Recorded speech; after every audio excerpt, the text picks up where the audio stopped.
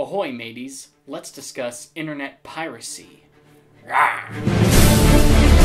The beautiful history and free world of the internet. From lonely beginnings to the new way of doing school, the internet has become our lives. Whether you're listening to Spotify or binging Netflix, there's also this underworld side of the internet that not so many people know about. Not the dark web, where apparently 99% of all the fun on the internet happens, you know, the Vegas side of things. We're not talking about that. We're talking about the free product and wholesome side of the internet. Early modern forms of piracy can date back as early as the printing press. People could steal printed words, or as you probably learned it in school, plagiarism. In technology, though, earliest forms of internet piracy began with a place called Napster in 1999. People could share music directly with one another through Napster, but there was also a good chance you could get rickrolled. You probably thought that you were going to be getting a Santana album, but in exchange you actually got a Jennifer Lopez album. Big difference between those two.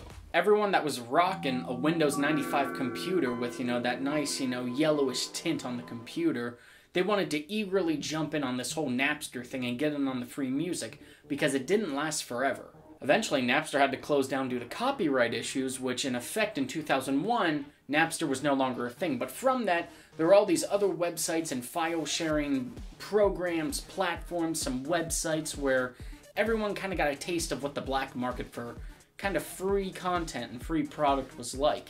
And it was their first taste, and they really enjoyed it. But music was just the start. What? Yeah, crazy. You give someone a little something for free, and turns out a lot of people want to get in on it. People didn't have to pay for stuff anymore through the internet. In fact, they enjoyed the idea of free stuff. Crazy. Eventually, other music sharing sites kind of evolved and rose, and you could click the instant downloads and whatnot, or you could go on YouTube and you could just take the link from the video and just kind of rip the music right off the internet from a website. Be careful though, because a Best Buy gift card could be waiting in your inbox. You've got mail. I think you know the pop-ups I'm talking about. If you're foolish, you follow them. Now, movies and TV shows were the next big target. People thought that the movie industry would die out when movie piracy actually began. Back in the crazy 80s, a concept known as camming started. People could go with their camcorder into the back of a movie theater, set it up on a tripod, put it in their lap, or just hold the damn thing, and they could just film the entire movie from start to finish, then get it put on a VHS tape. And then a black market followed from there where people could exchange VHS tapes and distribute movies that they cammed and they filmed. And regardless of how bad the quality was, you could actually just start your own little market in your own little city and sell these tapes to people, and people would hand this money over because what else do they got in the 80s? The black market in different cities, counties, you know, your local, you know, volunteer fire department, wedding, whatever it may be, people use these different, like, pin boards and whatnot to kind of hook up with other people and exchange films, sell, trade. Some people actually stole stolen films. You know, someone filmed it and then someone stole it. And it's like, well, you just stole the stolen film. Of all the people, Sony was actually the first ones to put a record button on a VHS player. Sony believed that people should be able to hit the record button and record any TV show or movie that's on cable because it should be a given. And imagine how HBO felt. They just started in 1972 actually putting movies up. Full-length movies. It was the new concept in the 70s. But then when the VHS player came out, Sony said, record it.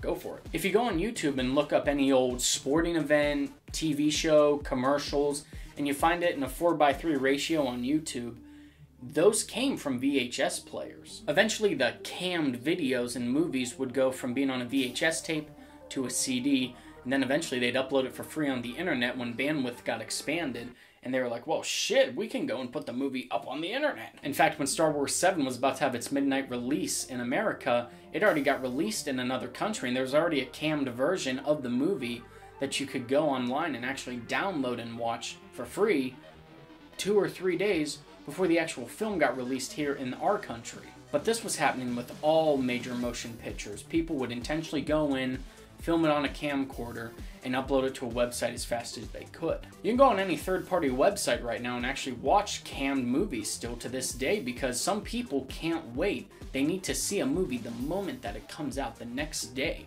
they can't wait for someone to screen record the movie or do something what's called a DVD rip and upload it to a third-party website where there's a better chance of you, seeing everything. Think about a cam movie. All you're doing is you're just holding a camera right here like this, and you're hoping no one gets up in front of you and kind of blocks the whole view of the thing. Could you move, please? I can't see the whole screen. Oh, don't mind me. I'm just going to take a shit. But now back to films and TV. Piracy on the internet in its earlier form started with people just going to questionable websites to download files without knowing what they're really downloading. It was a lose-lose situation for most people. You'd go to some very questionable website with all these, flashy buttons and pop-up ads and these big fake buttons, and you download a file, you think maybe you have the right thing, but in reality maybe you don't, and you go to open the file and either you get the blue screen of death or you get the wrong movie that you weren't even looking for in the first place. But then, in 2003, BitTorrenting was born. Finally, a safe-ish, secure-ish place to download and share pirated media.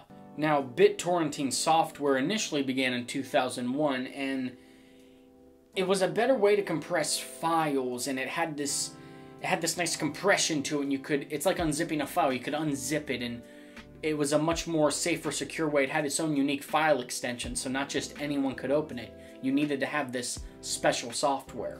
BitTorrent websites made it easy for people to go and actually find different torrent files that were actually the media they were looking for, as opposed to getting something they didn't want. The most notable website came hot out of Sweden, and it's called The Pirate Bay.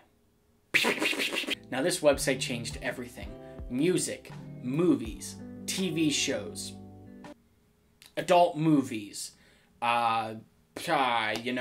software, and eventually video games. Now millions upon billions of dollars were lost from digital piracy. The most notable time when most people used torrenting and the Pirate Bay and all these places was in 2008. The reason for that is because of the stock market crash. The common folk had a reason for it, meaning people who really, couldn't rub two pennies together and had to take a shit outside because they couldn't flush the toilet to save money. People like that were torrenting stuff because think about a family of 5. Little Giuseppe over here wants to actually have music on his iPod Touch, but the parents know they can't afford to buy music on iTunes, so what'd they do? They went onto the Pirate Bay or to some other indexing site, and they said, well, here's some album for you. And, normally it didn't have the album art, but hey, that's not the point. You couldn't afford movies either, so, either you tell your kids to kind of just stare at the wall, or you downloaded movies off the internet for them. The family Windows Vista computer that would be in the living room at the table, that became kind of the new entertainment source for kids. Along with Flash games, obviously. Did you want to eat this week, little Giuseppe, or do you want Beyonce's new album? Turn off the goddamn lights in your room, Giuseppe. About to turn on the microwave. Let's discuss emulators. Emulators are programs that can run different operating system software on a different system. Now an example is a Windows computer running an iPhone software to play a Flappy Bird ROM on your computer. Whoa, whoa, whoa, Scotty. I'll stop you right there. What is a ROM? Well, ROM is read-only memory that can be downloaded on your computer to run other softwares. Think of like physical video game cartridges back in the day, or CDs that, for like a GameCube that you couldn't put in a Windows computer and it wouldn't actually run the game. ROMs and emulators were mostly used for playing video games, like you could play Nintendo 64, Dreamcast, Game Boy Advance games, and then eventually, if you were cool or you had a smart dad, you could eventually actually play like GameCube games on your computer. But then, the Nintendo Wii came out, and it changed everything. The creators of the Nintendo Wii did something monumental that changed the video game climate forever. They put an SD card in the front, and they put 2 USB slots in the back. You could look at photos on the photo application on the Wii. Or you could load that sucker with a letter bomb, bitch! You could download an application onto your SD card that when you put it into the Wii, you open your messages, there'd be this red letter with a bomb, and BAM! Next thing you know, you've just hacked everything. You've pirated everything. You are everything. It opened access to something called Homebrew, and Homebrew was like a pirating application that you could download through this letter bomb, and it allowed you to download emulators and ROMs from different gaming systems that could run on the Wii. Remember those 2 USB ports on the back of the Wii I talked about? Bam! Next thing you know, USB readers to do whatever the hell you want on a Wii. The possibilities are endless. Eventually other video game consoles would follow suit, and they'd all have the same things, and then that kind of died out a little. It wasn't so cool to have a Wii anymore. Now you had to have all the other stuff. Even pay-to-play mobile games could be pirated. You could play the full version of a game, or you could have endless access to tokens or coins or whatever the game may be. Bam! Welcome to the pirate life. Being a pirate is a recipe. Now, it says here Gen Z supposedly views piracy on the internet as normal. Most of us most likely have pirated something before or downloaded something and we felt naughty about it. But except for kids that grew up rich, those spoiled little bitches that, have mommy and daddy's money, and you grew up with them in high school and they kind of just like to flex that money on you, and you come to school in rags and they're driving f***ing Rolls Royce down the road, and it's like, oh, look at me, I'm rich. This probably seems like a dark and disgusting world that I've just uncovered for those who have mommy and daddy's money and they're just watching. Oh, Daddy, I spent all $3,000 of my allowance this week. Could I have some more? Oh, this is a stupid video.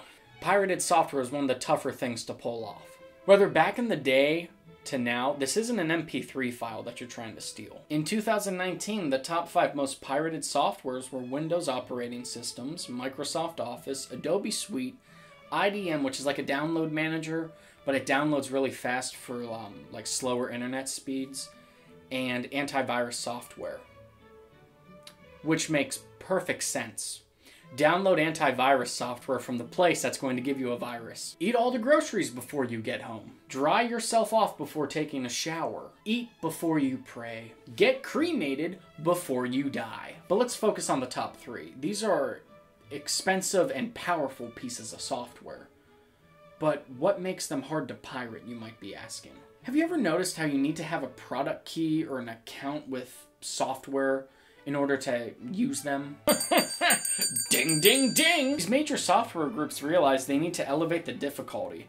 You can download the software, but if you don't have like the product key or you don't have like a verified account with them, you can't do shit with that software. The problem with the major software companies that get pirated so much is that they try to patch it, but people keep cracking it. What does that even mean? Meaning hackers and smart people could figure out how to make these like generators and key loggers that could make like fake keys to like put in for a product key, or make fake accounts so the application's like, oh yeah, you're Tiffany, come on in. When companies figured this out, they did something called patch updates. A patch update is like your iPhone's iOS. Notice how you're currently in iOS 15.7.227.56.7.46.RI.2. It's a ridiculous software number, and it just says bug fixes in it. And then there's ebooks. You could pirate an Arthur book or the erotic fantasy books at Walmart. Or you could pirate all your college books and save millions of dollars. Bam! That's right. You can pirate anything now. You want a car? Bam! You got a car. It's downloading right now. You want a girlfriend? Bam! You got a girlfriend. But wait, you want an NFT? No. No. We're training you to be a pirate, not a moron. No NFTs here, please. And that's a little overview of internet piracy. When I was in high school, I was really interested and kind of fascinated at like how cassettes in the 70s started with mixtapes and pirating music to the VHS tapes of the 80s.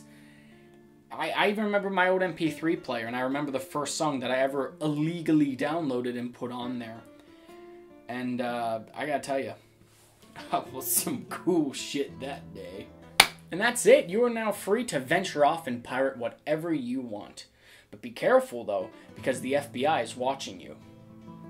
And Santa Claus. And O.J. Simpson. O.J. Simpson probably watches you the most.